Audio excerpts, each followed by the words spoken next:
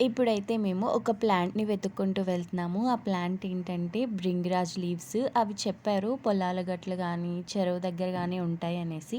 సరే చూద్దాము అనేసి వెళ్ళాము. కానీ వర్షం ఎఫెక్ట్ అయితే నార్మల్‌గా లేదు. మొత్తం రోడ్స్ అన్నీ వాటర్ ఫ్లో అయిపోయాయి. ఇప్పుడు మేము నడుస్తున్న రోడ్ అంతా కూడా ఫుల్ ఆఫ్ వాటర్ ఉంది. కానీ ఓకే, కొంచెమే లోతుంది కదా అని దాటేసాము. సరే ఒక ట్రై చేద్దాము. అటు సైడ్ ఏమన్నా ఉన్నాయేమో అని వెతుకుతున్నాము ప్లాంట్స్.